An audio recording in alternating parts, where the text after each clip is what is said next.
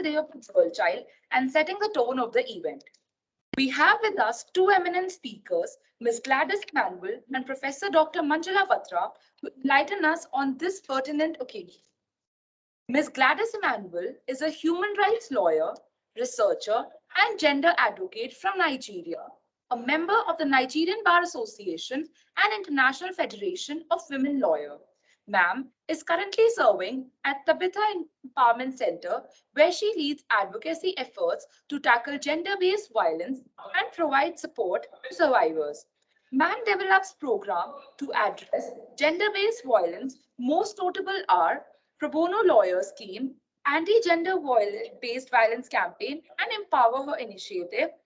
Her passion for human rights, women's rights, gender issues, and justice has provided opportunities to lend her voice and expertise on platforms focused on addressing gender-based violence, including a special feature as Women of the Sun in Sun newspaper and serving as a resource person on Data Chat by Ngozi Okonjo-Iweala polls aired on Ray Power FM. Pam is also the founder of the exclusive mentorship program with Gladys Emanuel's ESQ. Now I request Ms. Gladys Emanuel to address the gathering.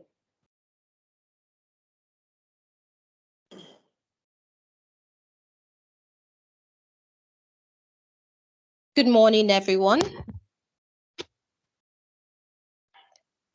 Just to be sure, am I audible enough? Yes, ma'am, you're audible. All right, great. Good morning to the staff and students of the School of Law, the Northcap University, our guests present. It's indeed an honor to be addressing us today on this very special occasion of the International Day of the Girl Child with the theme, Our Time is Now, Our Rights, Our Future. A special appreciation to Dr. Sama and Dr. Tavlin in organizing this important event. It's been a series of emails and WhatsApp messages, and thankfully, they all paid off. I'll be quite brief in my presentation today, and unfortunately, I'm not able to display the PowerPoint, but I would make it available for dissemination after this lecture. In the course of this lecture, I'll be looking at a few things. I'll be looking at definitions, challenges which confront the girl child. I'll be considering statistics or figures, and also paradigm shift. I would also be considering laws, which includes international, regional, and local legal instruments. And finally, recommendations, or what I would like to call, what can we do better? Before I proceed, it's of great importance that I give a brief history and importance of this day. I'm happy that the speakers before me have done justice to that. I'll just add a few bits. Now, we of course know that the history of the girl child, International Day of the Girl Child, dates back to Beijing Conference of 1995. This is known as the first global event that sought to address challenges facing the girl child. It equally recognized the important roles girls play in the society while seeking to empower them and amplifying their voices. Following this move, governments across the globe, civil societies, and other institutions like your school have accepted this auspicious event. So when you get the PowerPoint, you'll see that I have attached a few links. It will take you directly to lots of information about the history and structure. Prior to the Beijing conference, there were several platforms that sparked up dialogues on children's rights. However, none of these platforms dealt extensively with the rights of the girl child, like the Beijing Convention. Amongst other matters that were discussed at the Beijing Convention or conference, I beg your pardon, we have the following: elimination of all forms of discrimination against the girl child, elimination of negative cultural attitudes and practices against the girl child, promotion and protection of the rights of the girl child, eliminating discrimination against girls in education and training, elimination of economic exploitation, violence, and child labor, and finally, strengthening the roles of families in improving the status of the girl child. So while preparing for this particular event, I sought out to get definitions of who actually is this personality we are talking about, the girl child, who actually is the girl child? Now, according to Law Insider, a girl child is a female who has not attained the ages of 18 years. According to Merriam-Webster, a girl child is a female child or young woman. According to Collins English Dictionary, a girl child is a young or immature woman, although I really do not agree with the immature part though.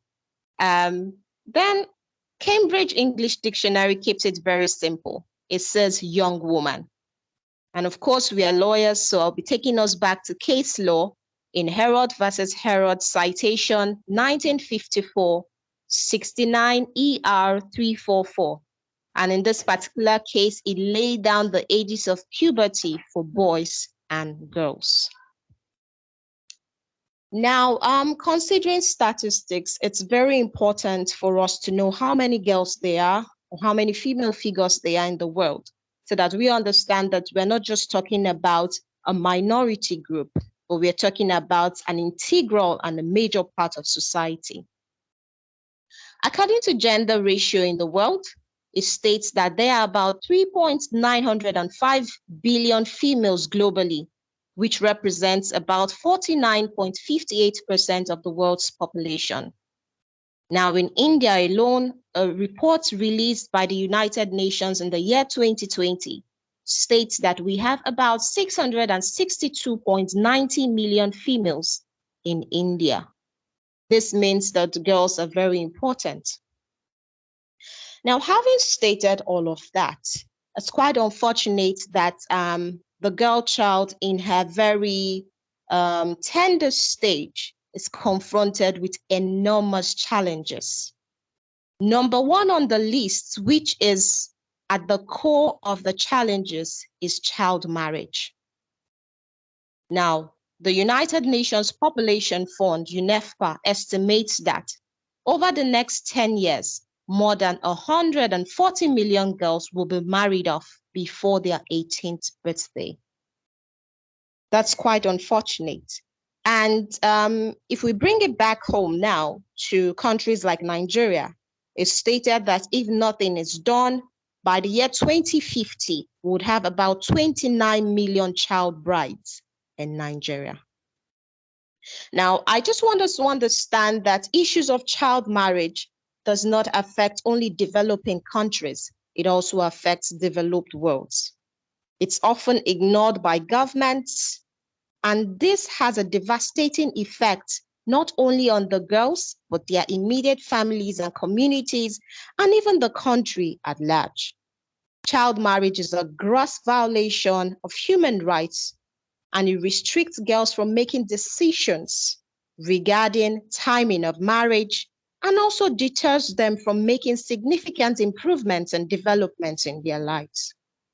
It restricts them from acquiring a skill and even accessing education, as easy as that sounds.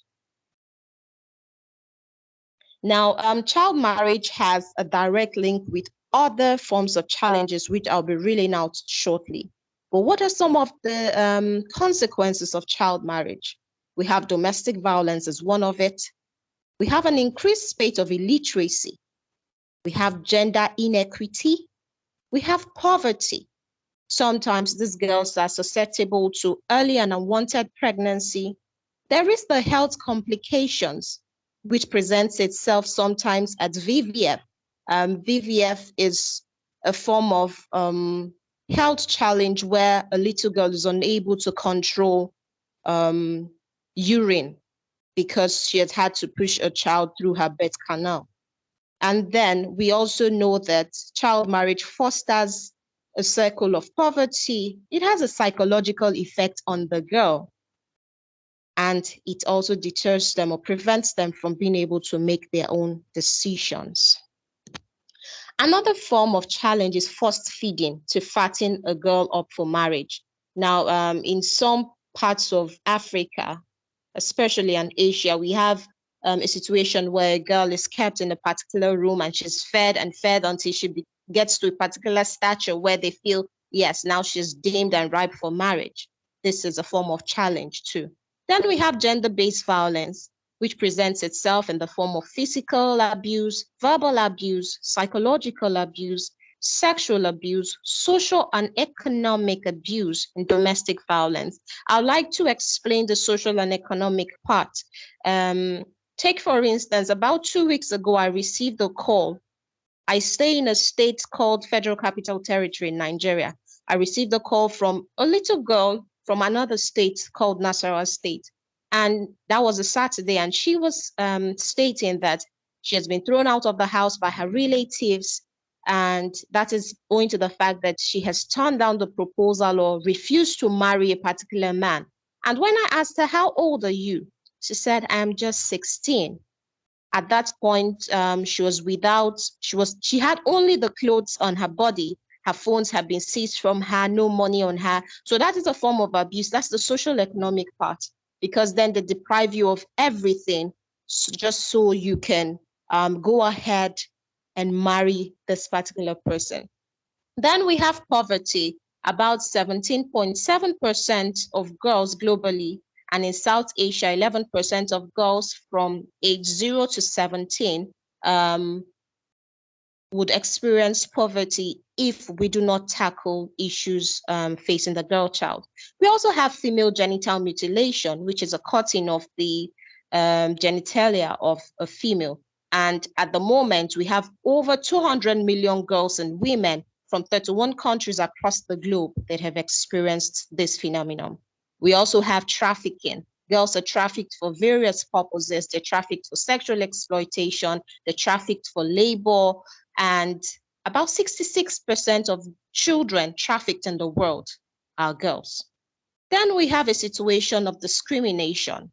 Girls are discriminated based on their race, their religion, ethnicity, gender, and this practice is often demonstrated in female infanticide and gender selective abortion. Now, what does this mean? Female infanticide is a deliberate murder of a girl, infant, or a young girl. And then gender selective abortion means the abortion or elimination of a fetus because it's female. Medical technology has made things really simple now that expecting mothers are able to get to know the sex or gender of their children before this child is born. So if it's a country or a family where male children, there is a preference for male children, chances are that the female child will be eliminated. And this is practiced in so many countries across the globe, including China, North and South Korea, Liberia, Libya, Syria, Nepal, Senegal, Madagascar, Egypt, Jordan, India, and of course, Nigeria. Another form of challenge that girls face is the lack of proper hygiene facilities and information. We discovered that sometimes in public spaces, there are no adequate hygiene facilities such as toilets, and especially in rural communities. There's also no sufficient information to cater for their developmental needs. For instance, menstruation, or what we would like to call period. 1 in 10 girls is unable to afford sanitary pads because of financial constraints. There's a new term which is known as period poverty, and it's estimated that globally 500 million people who menstruate lack access to menstrual products. Other forms of challenges that bedevil the girl child is unequal access to education. Take, for instance, northeastern part of Nigeria, where the boy is allowed to go to school and then the girl is deemed staying at home. There's this common quote by the Asians where they say, training a girl is like watering a neighbor's garden. I found that a bit offensive because a girl is seen as being transient. You're training her so that she gets married to someone else. But if you have a boy child, it's going to stay and keep the family name. Then we have sexual exploitation. Sometimes little girls are used for pornography and all other sexual pleasures. And we have the ultimate, which is death. We have too many little girls who have died in the hands of relatives or hands of total strangers globally. Now, the paradigm shift. Are there any paradigm shifts? Is there a change from what we used to have in the early 19th century and what we have right now? Following the adverse effect of the world wars in the 20th century and its physical or mental effects and economic effects too on children, the United Nations decided it was high time that it accorded certain level of priority to the rights of children. Now, this priority were accorded in two folds through the enactment of the following legal instruments. Number one is Industry Convention of 1919. And then the second legislation was the International Convention for the Suppression of Trafficking Women and Children of 1921.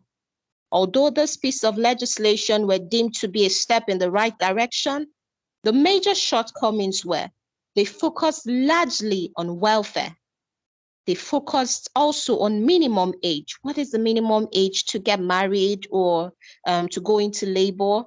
And then they focused on slavery.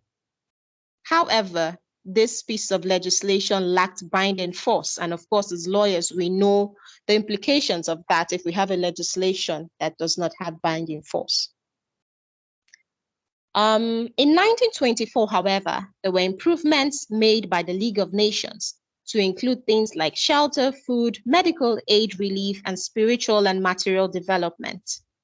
The Declaration of the Rights of the Child in 1959 recognized the need to include housing, education, nutrition, recreation, social services, and medical services to the rights of the child.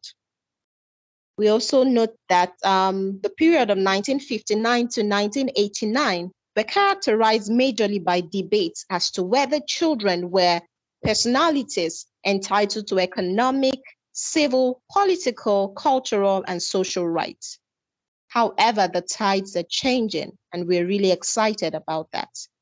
Recent times have recorded some developments as children's rights or girls' rights advocacy has moved from the era of seeking for protection alone to a quest for self-determination, certain level of autonomy for the enjoyment of their civil, social, political, and cultural rights. We also have girls' rights advocates and activists calling for equality, calling for justice and change. They are beginning to demand for urgent actions and spaces in all areas that matter, especially areas of decision-making.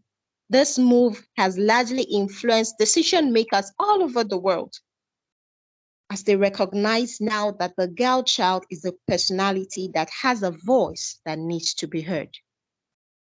Now, a report published by Plan International in July 2022 reveals that there is some ray of hope. Now, we have this ray of hope in the form known as the Global Policy on Girls and Young Women's Activism, which was adopted by the United Nations. Amongst other things, this particular policy paper calls for the following. It recognizes that girls lack the same opportunities as boys in decision-making process. It recognizes that girls are grossly affected by violence and discrimination. It also recognizes that education is an integral part for the girl and women to fully exercise their rights in participating in decision-making. And finally, it requests for more efforts to ensure that girls with disability are also able to speak up where it matters. This particular global policy also calls on governments to do the following: remove barriers or discriminatory laws and policies. It requests from governments to create an enabling environment for civil society, especially girls' rights-centered organizations, feminist group, and the training of law enforcement officials. I'm not sure the situation in India, but in Nigeria, where I come from, not all law enforcement officers are aware of the fact that girl child even has a right. So sometimes you bring a complaint to them and they wave it off, they're a bit dismissive towards it. But this global policy looks into that and it's calling for government attention towards this particular area. Also, it requests that there's a creation of safe spaces for girls and young women activists. We know how much women activists and girl child advocates are often targeted both on social media and in real life situations. And then finally, it calls for an investment in making sure young girls have skills and education that they need for development. Now I'll be talking about the laws. There's so many laws that talk about children's rights. I think there are over 50 of them. I would not be dwelling on all 50. I'll just reel out the few and then focus on two. I'll be rounding up shortly.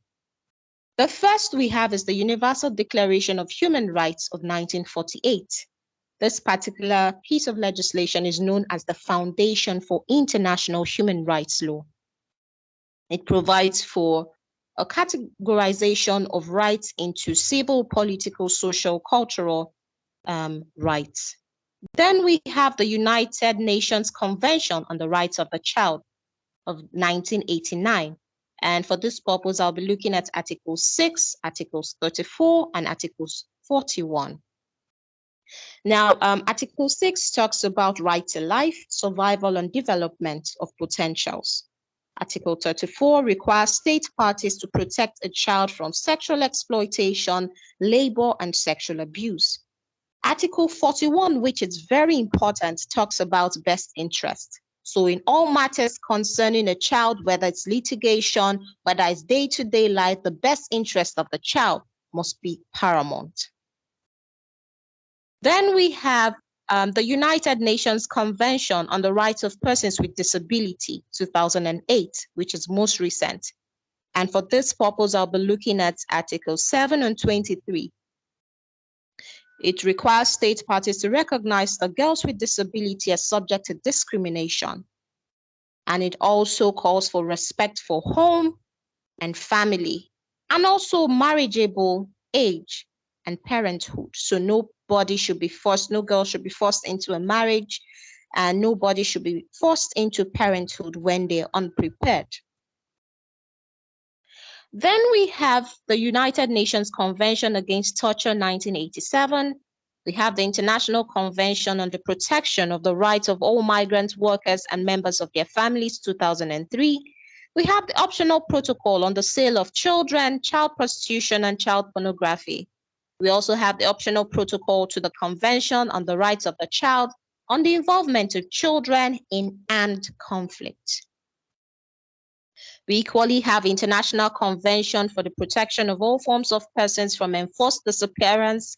We have the Convention on the Elimination of All Forms of Racial Discrimination, 1969. We have Convention relating to the Status of Refugees, 1954. We have Convention on the Prevention and Punishment of Crime of Genocide, 1951. We also have the Convention for the Elimination of All Forms of Discrimination Against Women, otherwise known as CEDAW. And finally, we have the African Charter on the Rights and Welfare of the Child.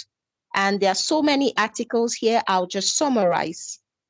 Now for CEDAW, Article 16 talks about betrothal and marriage of a child.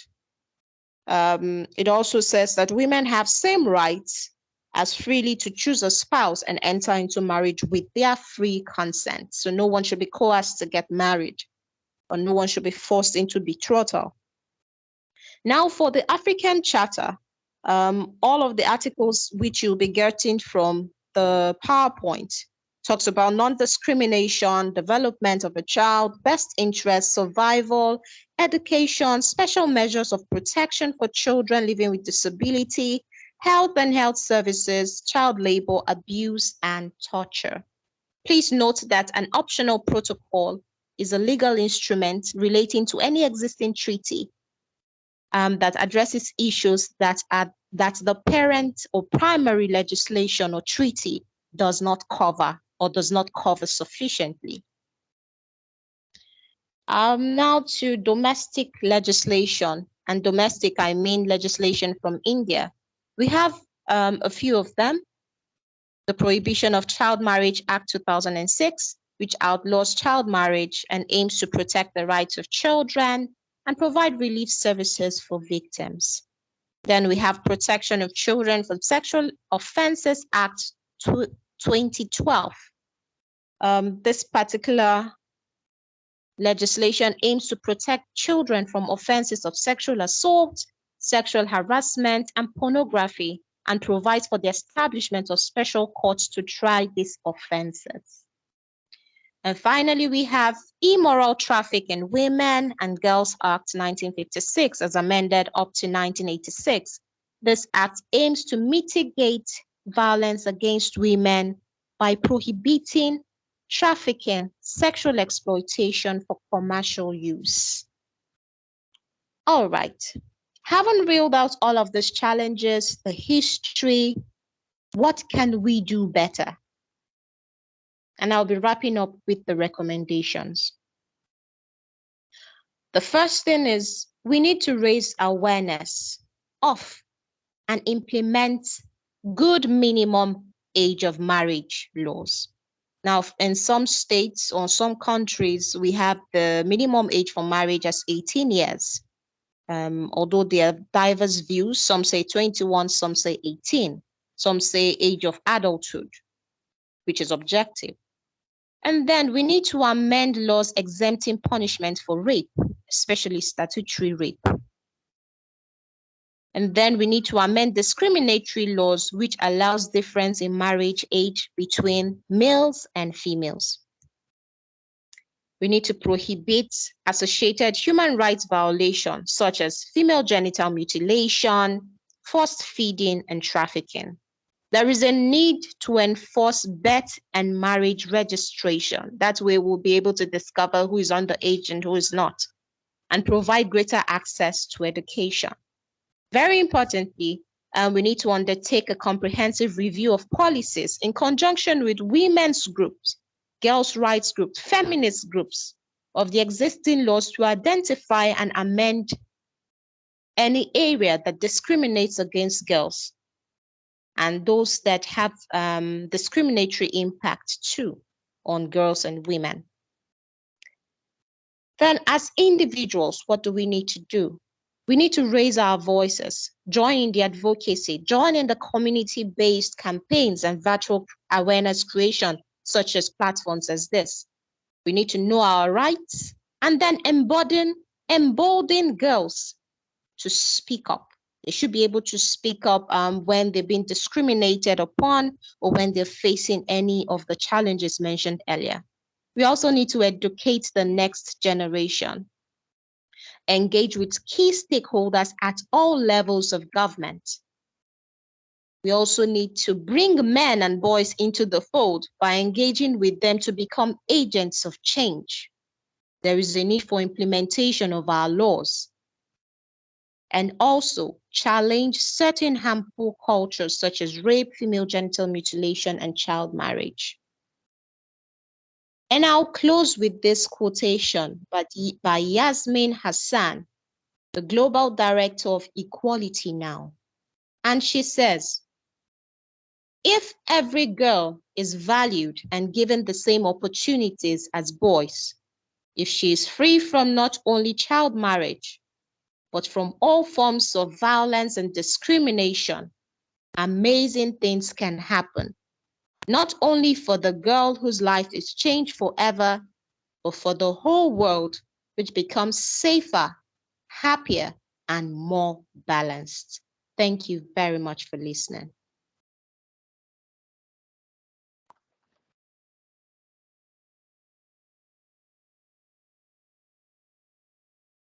Thank you, ma'am, for such an enlightening session. Now we have with us the second eminent speaker of the day, Professor Dr. Manjula Batra. Ma'am is a well-known academician, research scholar, and institutional builder in the field of law. She has completed her LLB, LLM, and PhD from Campus Law Center, Faculty of Law, University of Delhi. She was formerly Professor of Law and Dean at the Faculty of Law, Jamia Millia Islamia, New Delhi. Professor Dr. Manjula Batra has also worked as Director at Vivekananda Institution of Professional Studies and Director Research at Delhi Metropolitan Education, both affiliated. Over to you. I think they all know by now. Now I Yes. invite ma'am to address the Yeah, gathering. thank you. Thank you so much. Am I audible? Yes, ma'am, very, very audible. Okay.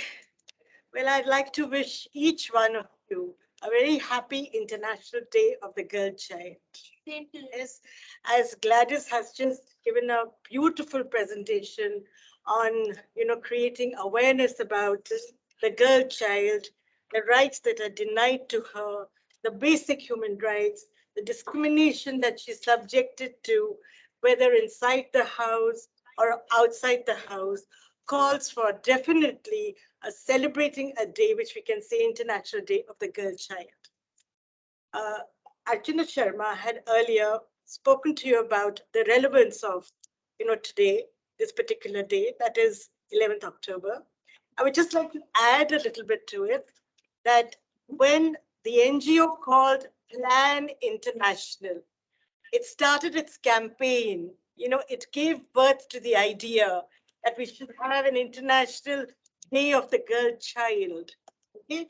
It started by campaigning on a particular theme, which said, because I'm a girl, in the year 2007. So after that, students, there were many NGOs that joined Plan International, and Plan International requested the Canadian federal government to moot the proposition in the General Assembly at the international level. And then it was recognized by the United Nations. And they said that every year when the International Day of the Girl Child will be celebrated, there would be a specific theme. So when it began, the first theme was ending child marriage. And later on, of course, other themes came up. And today we have our rights, our future, and it's our time now. Okay, now I'm not going to go into the detail of the international instruments that Gladys has already spoken about. I think it'll be a repetition, but a little bit about, the human rights aspects that I'd like to discuss with you, which we face every day. I'll take India, for example, and I think the same situation one would find in Asia, in Africa, in Turkey, in Bangladesh, Pakistan. Okay, when a girl is born, we are not so happy ever. Okay, even today.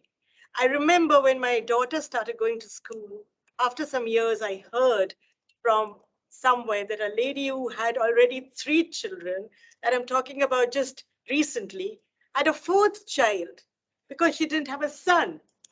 Okay, and that 4th child happened to be a girl again, and it was a Gupta or a Jain family. So you understand how important it is for all of us to, spread awareness about this. Now, child marriage, which Gladys has spoken about to a great extent, it's a malady in India also, in other countries as well. We've been trying to fight child marriage for years.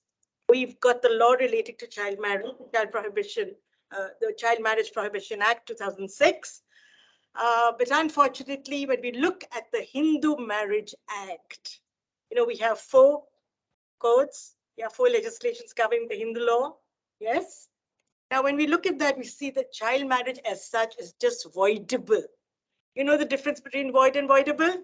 So when a child marriage is voidable, and if it is contracted or carried on according to the Hindu rights, okay, then where is, then it is a valid marriage, unless the parties go to the court and say that we do not agree with it. So when you're having this custom, which is prevalent in our country today, how do you do away with it, even if we have laws? Famous case of Vishaka versus state of Rajasthan. This lady, what was she doing? She was a development officer. She was making an attempt to stop child marriage from happening in Rajasthan. They have a particular day, Tej period, when they have these marriages, and they're very much prevalent over there. She was just stopping the marriages from happening, students, and she was just enforcing the law in our country. And she was actually gang raped by 4 feudal men because they wanted the marriage to happen. Okay, so do you understand that the mindset of everybody, the patriarchal mindset, which I'll say, is embedded in our very bones, that even women, even girls think like men, and that is why I often say that what we need to do is clean the slate, decondition it, and rewrite again. So Vishaka case, in any case about child marriage, of course, we got the Sexual Harassment, Prevention of Sexual Harassment Against Women at Workplace Act, okay, 2013. But then after that, again, the problem of child marriage came up, students, in the case of Independent Thought versus Union of India, where Justice Madan Lokur took up the matter and he actually changed the law, because we say there is judge-made law also. And he also said that whatever is there in the Indian Penal Code, which is the section for rape under the Indian Penal Code, 375. What is an exception to 375? 2, exception 2. Come on. Whoever marries a girl who is between the ages of 15 and 18, this was there earlier, would not be accused of marital rape. Okay, it would not be marital rape. Do you understand? Okay, so a child could be married and could be forced to have sexual relationship with a husband, even though she was a child. And this is in contradiction to which legislation? POCSO, Prevention of Children from Sexual Offences Act, which says that if a girl gives, anybody giving consent, a girl or a boy below 18, with or without knowledge or with or without consent, would be considered rape. So what did Justice Madan Lokur do in this particular case? He made it as statutory rape till the age of 18. He said child brides will not happen in our country anymore. Of course, it was a very ambitious, very, very ambitious judgment, very sensitive judgment. The question is, we still have to see how it is going to be implemented and followed in a country. So he quoted a number of legislation, students. He talked about the Human Rights Act that we have, 1993, which says that girl, child, anybody in country, her rights have to be protected as much as a boy's rights or a man's rights. He talked about Domestic Violence Act, protection of women against domestic violence, okay? And a girl child, if she gets married below 18 and is harmed by a husband, even subject to sexual intercourse, it comes under sexual abuse. It is sexual abuse. You understand? So this is the law, but nobody enforces it. Apart from that, students, I would also like you to know, the Juvenile Justice Act. The Juvenile Justice Act also, which we have, students, 2015, it has provisions which say when girls are put into immoral trafficking, young girls are taken not only within state, students, it happens even across the borders. Okay? They go to Nepal, they go to Bangladesh, they come from Nepal, they come from Bangladesh, and they're all put into brothels and they have to enter prostitution by being kidnapped, or they are forced into it, or due to poverty. And the Juvenile Justice Act has provisions which says that these children, these girl children, would be rehabilitated and protected and guarded. So that is why the relevance of International Day of the Girl Child is so important, and we should actually sensitize everybody. Till lately, we used to talk about women's rights, okay? Women International Day, 8th of March. But now I'm so happy, girls, especially adolescent girls who are suffering, attention is being focused on them. There are many schemes floated by the government of India, and at the international level also, we have the concept of Beti Padhao, Beti Bachao, Beti Padhao, okay? This and other welfare schemes, but yet the investments that are made in taking care of the girl children, they are still very, very inadequate. Again, why? The question is why? It's because there is discrimination, the mindset. So when a girl is born in a family and a boy is born in a family, the rejoicing is totally different. Of course, students, I've been teaching here gender justice and feminist jurisprudence for the past 2 semesters. Okay, I've taught my students over here, and many of them have been enlightened and they're aware what it means, discrimination. And I'm happy that they've been asking questions about it also. But little things of discrimination at home, that food is first given to the son and to the daughter later on. In most households, the son is allowed to pick up the food himself, but the daughter will be told, wait for some time, we'll give it to you. Okay, mobility, right to mobility, for example. The boy goes partying or he goes for work, he comes home late, 12 o'clock, 1 o'clock. There'll be no questioning, only, oh, late I think. That's all. Jaldi aaya karo. No scolding, nothing. The girl has to be back before it's dark.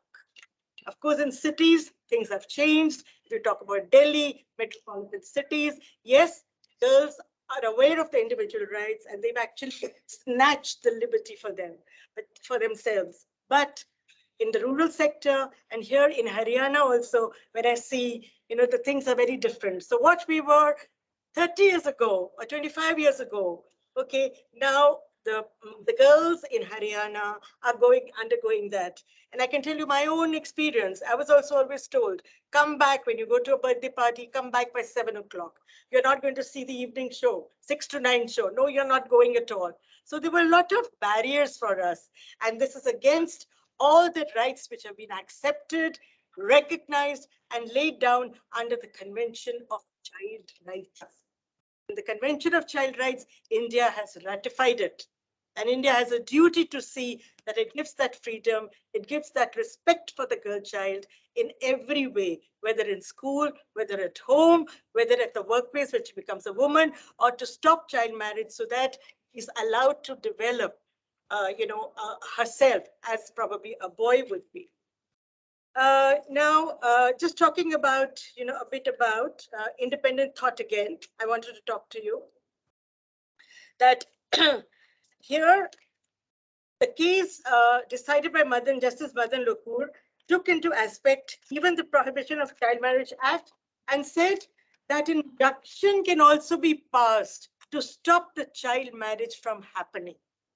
And anybody who facilitates the happening of child marriage would also be booked. But unfortunately, these things are not happening, students. Now, coming back to certain property rights of the girls, of women. Now, earlier, it was always said that a Hindu girl belongs to a Hindu undivided Hindu family, okay?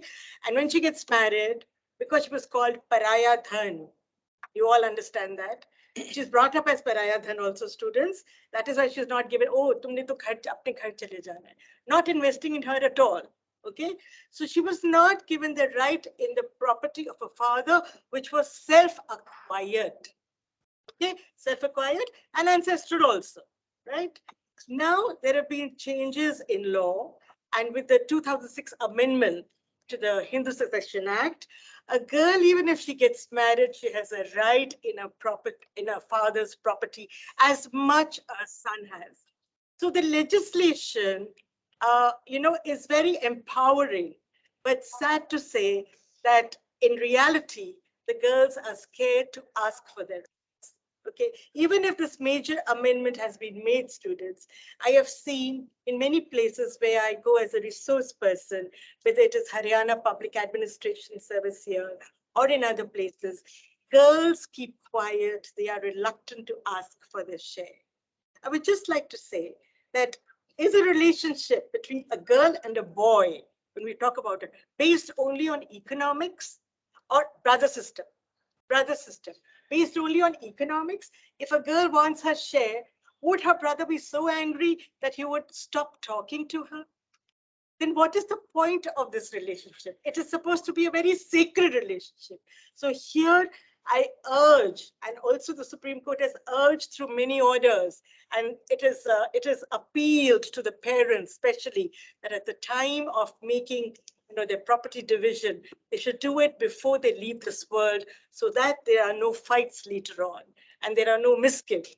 But again, we have to see how things change, because the patriarchal mindset in our society, more so in every society, I'll say Asia, I'll say Africa, I'll also say US, because you know that rapes happen even in US. Rapes happen in UK too. Okay, so it is something else, something more than, even if sex is easily available, still rapes are committed. So the question is, it's the mindset. It's again looking at the woman, looking at the girl as a subordinate in every way, and she should be actually put down. So these are some of the legislations. Another point which I'd like to share with everybody is the Dowry Prohibition Act, students, 1961. Now, there was a lot of, there were many instances of child bride burning and otherwise bride burning also, and the government of India felt the Dowry Prohibition Act should be enacted. But it is more on paper again, because as we've grown, and I've come to this stage today and age, I still feel that dowry taking and giving dowry and asking for dowry continues. More so, it pains me to see that even the members of certain, maybe say, the higher ups like the secretaries or the judges also who attend weddings, they see display of, maybe a lot of material things, on benches, and maybe they blink. See, so this aspect has to be taken up seriously. And the legislation says that the parents who give dowry can be jailed, but nobody has actually been jailed to date because nobody complains. So the dowry thing has to be tackled very carefully, because it has influenced not only, it has impacted the Hindus, it has also impacted other people like the Muslims, the Christians, and even among Muslims now I find that dowry is given, because again, they've been impacted by, the culture, because when we live together, we imbibe each other's cultures. Now, this is another legislation which needs to be looked into. Then education, the education part of the girl child. We do have Article 21A of the Constitution as a fundamental right, which says that every girl is entitled to education, from 6 to 14 years. Now, the new education policy says right up to 18. So the change will come, because to 14, after that, what about your 11th standard or 12th standard, secondary? So that was a big question mark. But here again, the dropout rate of the girl child is much more than it is for the boys. Even if the girls are sent in the primary school later on, as she grows up, she drops out because she has to look after the members of the family. Probably her mother is out to work. If she belongs to a poor family, her father is out to work, and she has to cook and she has to manage the house. So this is a setback. That is why we talk about Indian economy. We say Indian economy is described as a care economy. We're always taking care. Everybody is supposed to take care. And who's everybody? Women and girls. Take care of the elderly, take care of the parents, take care of your brothers and sisters, take care of everybody. And then how will a child coming from a poor background, a rural background, be able to study when she's forced to drop out? So this is a big question mark which the government must tackle as we go forward. Now, there is also Article 24, student, which says that it is illegal to employ a child, maybe a boy or a girl, in anything which is hazardous, in any factory which is hazardous.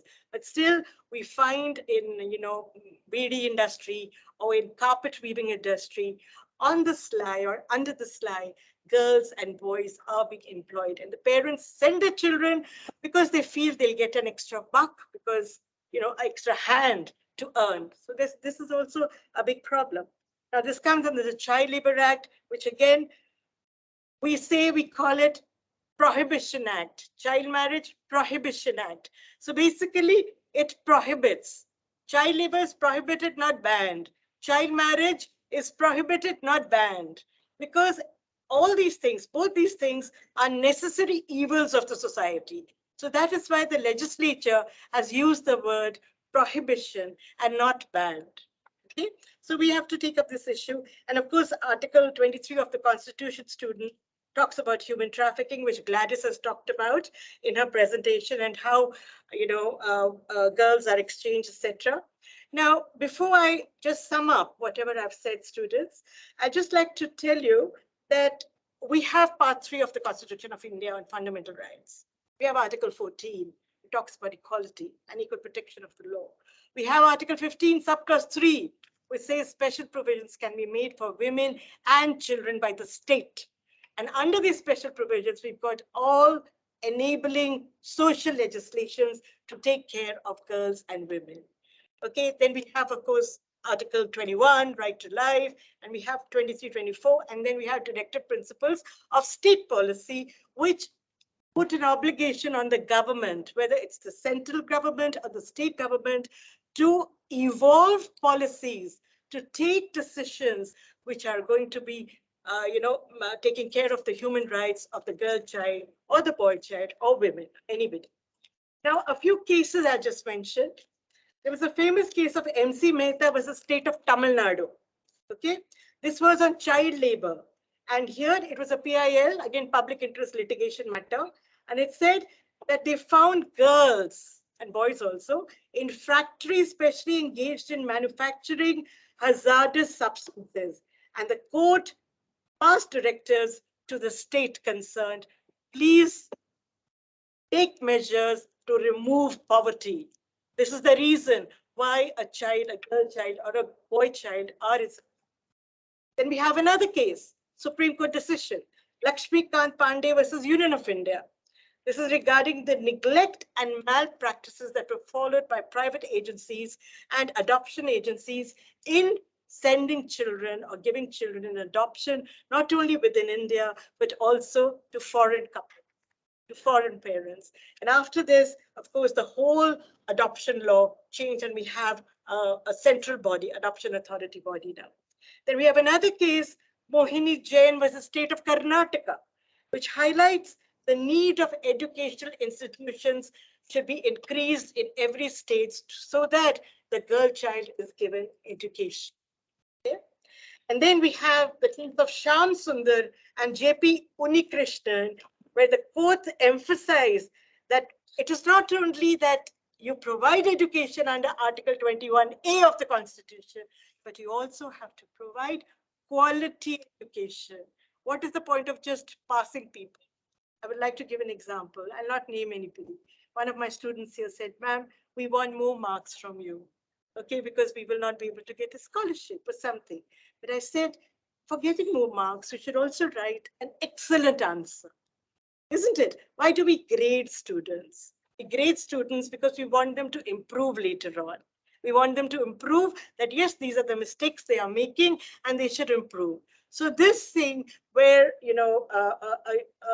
quality is very important in education, and not only that education is given. Now, another case is Vishal Jeet versus Union of India.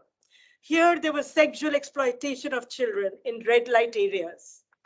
Okay, again, due to poverty of parents or due to being forced into entering prostitution or kidnapping. So here again, the court came up and said that advisory committees should be set up to monitor the level of child prostitutes that are increasing in a country. I think Gladys also talked about healthcare, and also discrimination on the ground of sex. You all know we have a ratio, okay, especially in Haryana. I think 2011 census said to every 1,000, there is about 900 and something girl child. Yeah, yes. So it is very sad, pathetic. Again, it's a mindset. What is the difference between having a girl or a boy? You pray for a healthy child. That is important. So in this case, Sehat, very famous case, which was decided under public interest litigation, called Center for Inquiry into Health and Allied Themes versus Union of India. They said detailed orders were given by the Supreme Court how to stop this discrimination and create awareness about the legislation pertaining to pre-natal diagnostic techniques selection test act, which was passed. Okay, because there are doctors in our country, just to make money, they will also put the the woman to test, and if she has she's carrying a girl child, she's forced to abort.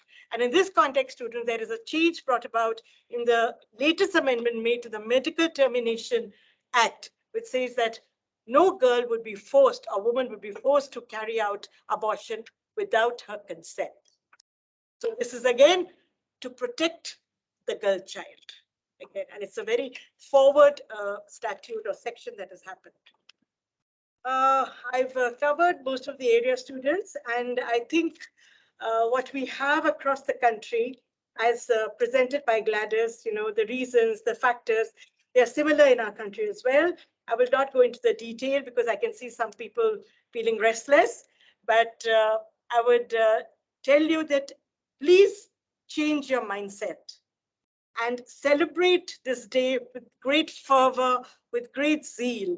I congratulate the head of the department, Dr. Archana Sharma, for doing it, and also Tavleen and the other members of the team for bringing it forth to the table today, so that boys here who are listening will go back after this talk or after this workshop more enlightened and more sensitive to the girl child. Thank you so much. Thank you.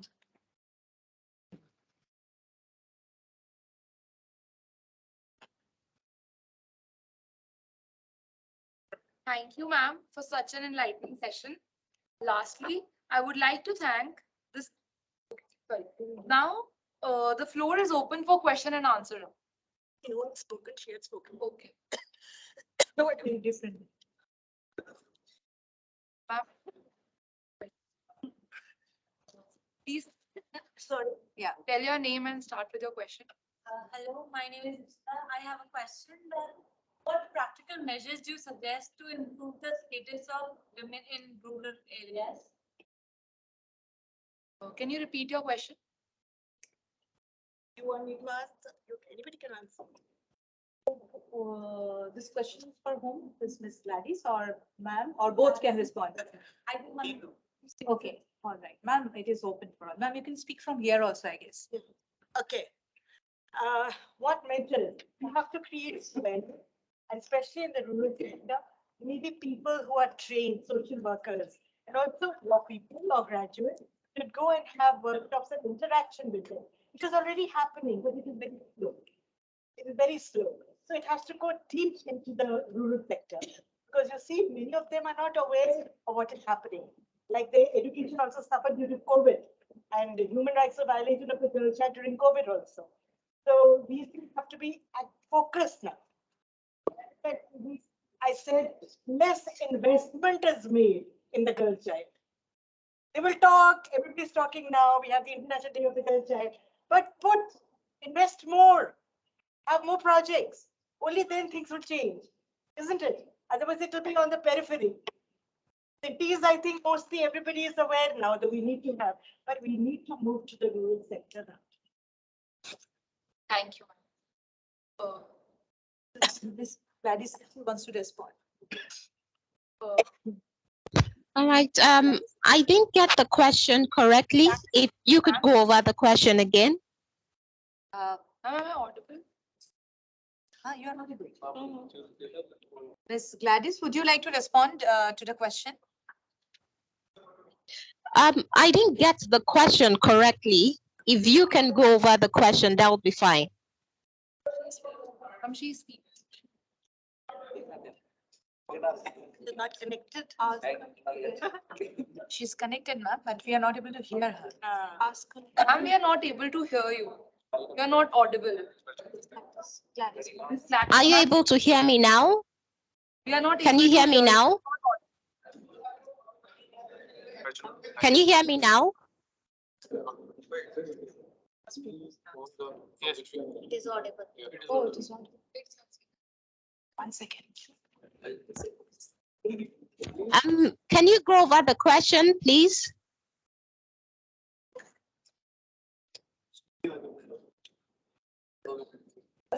Yeah, could you please speak something?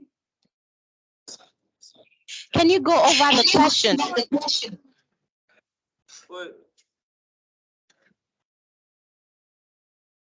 Yeah, come again. Could you please ask the question once again? So what practical measures do you suggest to improve the status of women in rural areas? All right, thank you very much. One of the things, I work with rural communities a lot. And one of the strategies is intense sensitization and awareness creation. Now, this can be in form of disseminating materials with sufficient information, and these materials can be translated in various indigenous languages so that you're able to bring down the information to a comprehensible state that people at the grassroots can relate to. Also engaging with people at the grassroots, the leaders at the grassroots, so that can be the traditional gatekeepers, that can be the age grade leaders. I don't know the structure you have in India, but for we in Nigeria, we engage more with those at the grassroots, the leaders of the grassroots. That way they are also, once they're informed, they're able to convey the same information to the inhabitants in that particular community. And then you can also do things like providing a support unit or support structure so that you don't just give them the information and you leave them. There is a continuous presence in that community or that rural place to remind them daily that there is a need for them to protect the rights of the girls. There's a need for them to advance human rights. And yes, I think these are the major structures or strategies that you can adopt. Thank you, Ms. Gladys. The next question? Yes, please. Just a moment, Aditya. Gladys, are you able to hear? Are you able to listen to him? He's sounding quite distant. So I'm straining actually. Yeah, just a moment. Can you come here?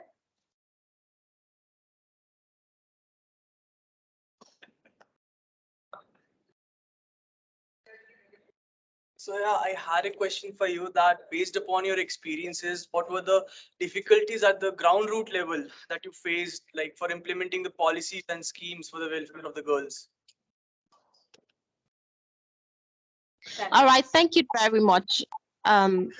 One of the challenges I faced as a human rights lawyer and a gender advocate at grassroots level is there is the predominance of culture of silence.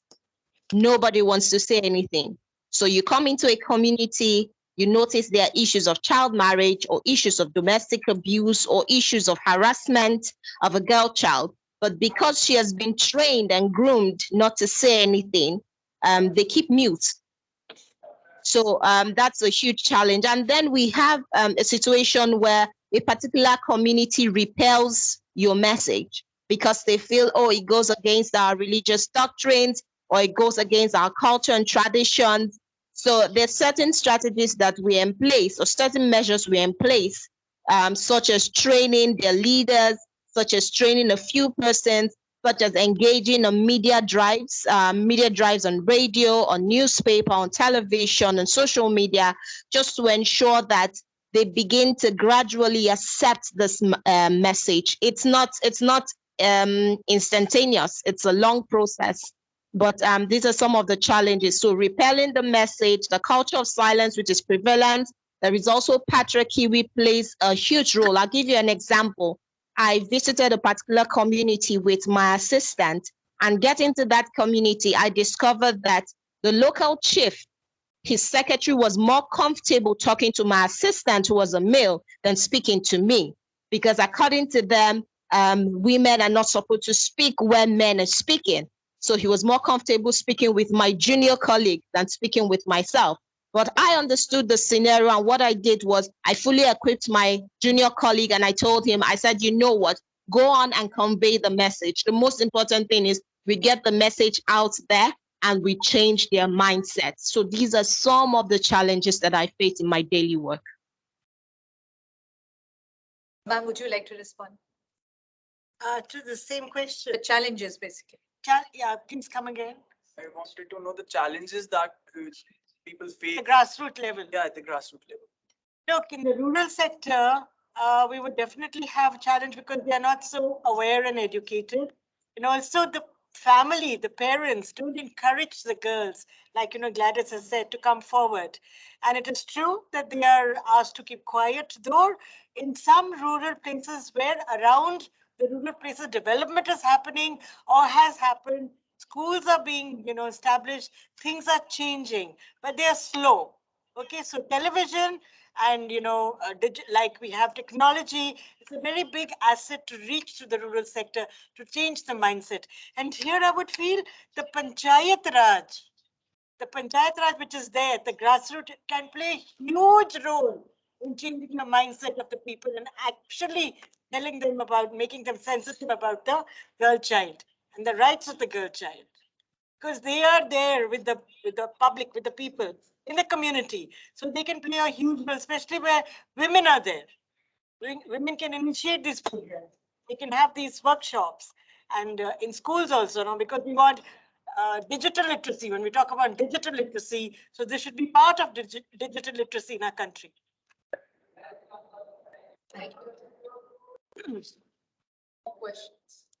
Good afternoon, everyone. Ma'am, how do Please come here.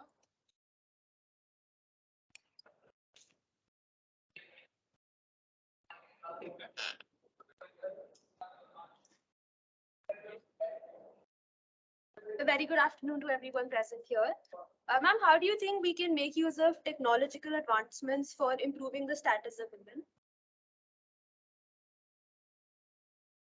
To Gladys.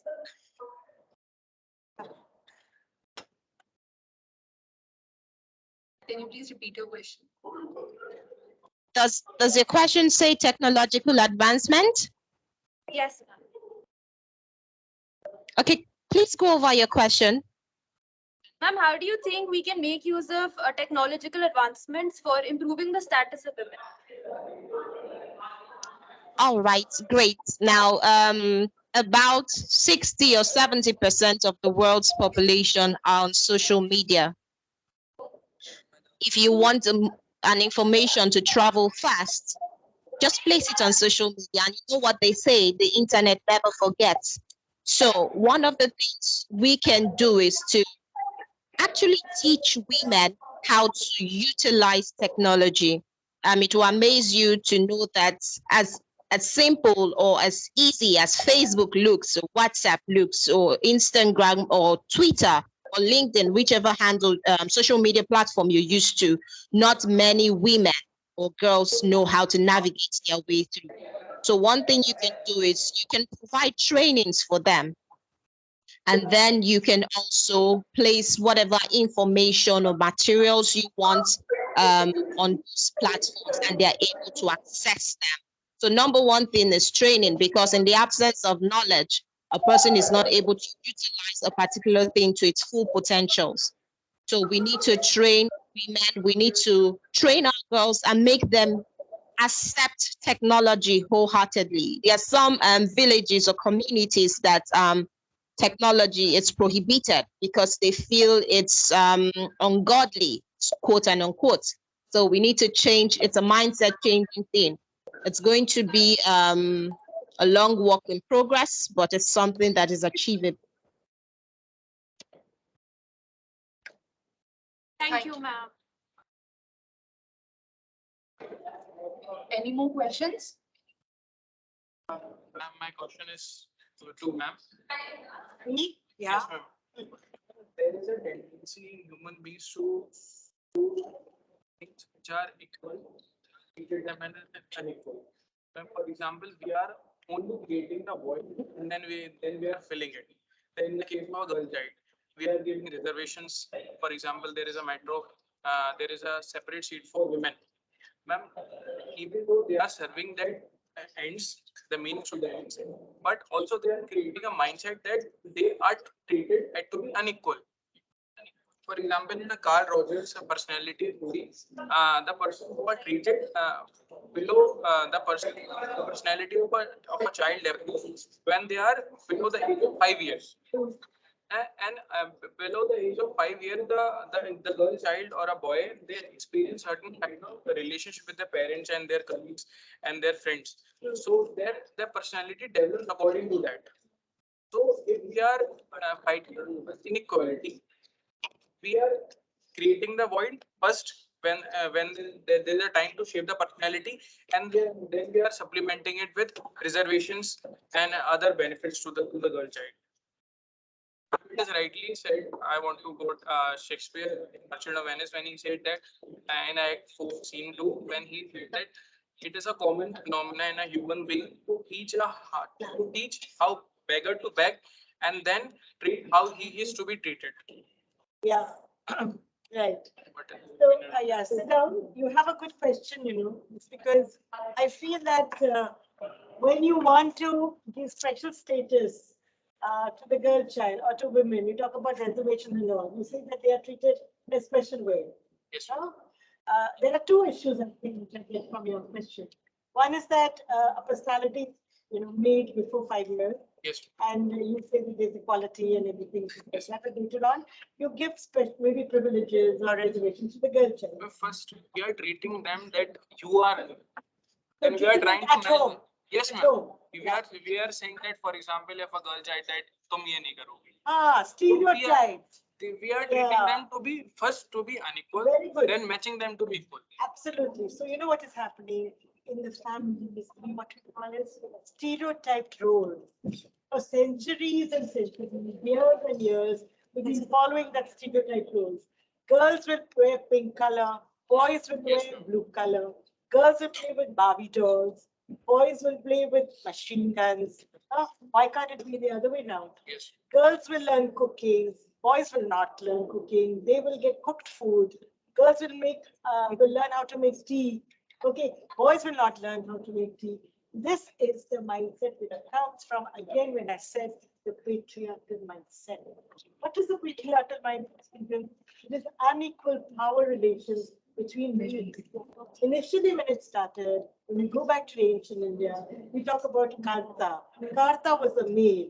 Karta was the head of the family. Yes, Okay, ma'am. so when Karta, the male, was the head of the family, everybody was under him. To the extent that even the, I will say, helpers, I wouldn't like to say servants today, we don't like to call them servants anymore, helpers in the family would also come under the care of the Karta, and nobody would disobey the order. Whatever he said would be command, right? But gradually things changed when the patriarchal transgressed or changed into unequal power relations between men and women. For years and years, centuries, women have been subordinate. They've been subjugated. They've been told that आप लड़का पैदा करोगे तो ज्यादा status हो जाएगा, लड़का नहीं पैदा करोगे तो स्टेटस नहीं होगा, लड़की है तो पराया धन, तो दूसरे घर जाएगी. Why? प्रॉपर्टी रखनी थी अपने पास. Yes, ma'am. वो ये डर था कि प्रॉपर्टी चली जाएगी, सो प्रॉपर्टी अपने पास रखो, लड़की की तो चली जाएगी, उसके दहेज दे दो. So all these things got distorted over a period of time. Okay. Earlier, when we talk about the Vedic period, still there was equality, there was dignity to the woman. Woman used to sit with the man for every ritual. Later on, infanticide, all these things came about. Okay, so because of centuries of having suffered, now there are special laws which are made to prevent this. Because you will agree with me that children, girl children, are subject to a lot of abuse, be it sexual abuse, physical abuse, or psychological abuse, any kind of abuse. We have all gone through it. I've gone through it. Still, girls, you may also know the difference at home. So you have to make a conscious effort to change the mindset. That is why the Supreme Court has said and passes orders. Parents should give the property before they leave the world equally. Yes, ma'am. Again and again it is saying, let us not have fights after they go. Let the parents also evolve and give to both daughters and sons. And son should start respecting the sister. That if he has a share, why not his daughter? The parents are the same. They grew up together. They're siblings. So she needs that extra bit, which would come under affirmative action under Article 14.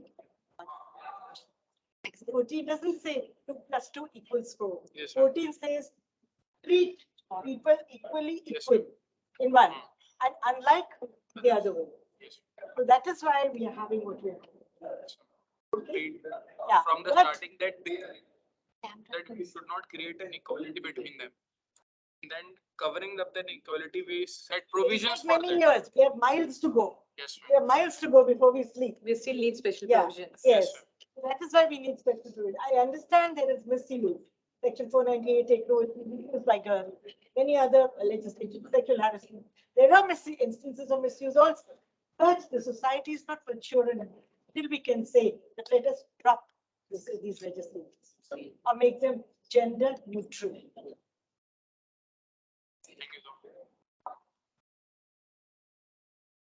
You can take over. Thank you, ma'am. Now, I would like to call upon Dr. Tavleen Kaur Khurana for the vote of thanks.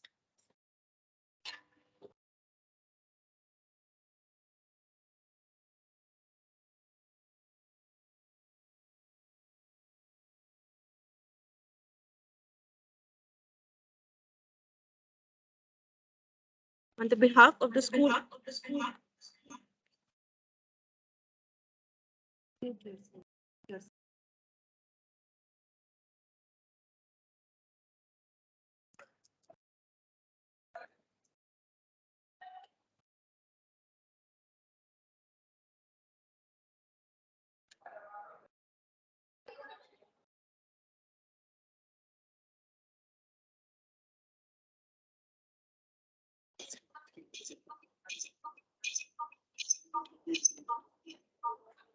On the behalf of the School of Law, I thank the speakers, Ms. Gladys Emmanuel and Professor Dr. Manjula Batra for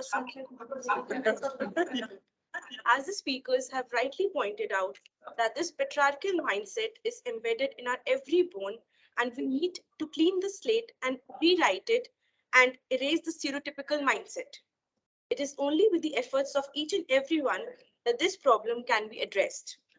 By commemorating the International Day of the Girl Child, the School of Law, Northcap University, has taken this initiative to spread sensitization on this crucial issue. I really hope that all of us will pledge to improve the lives of women around us and enhance the quality of their life. Thank you, and have a very great day. Thank you.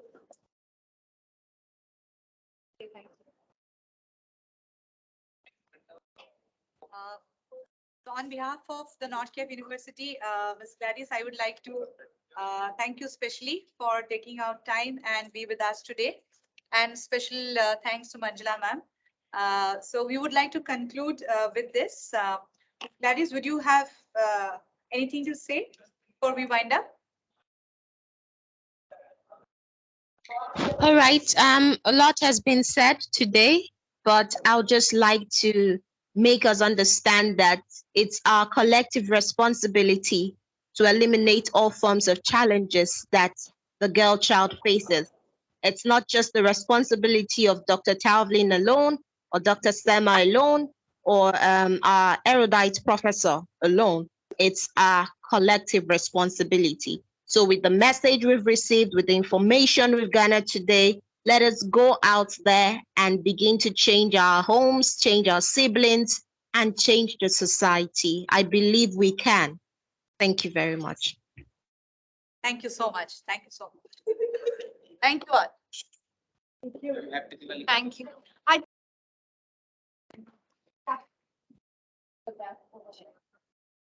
You come forward, please, all of you come forward. That is, I'm Just fine. capture a group photograph. After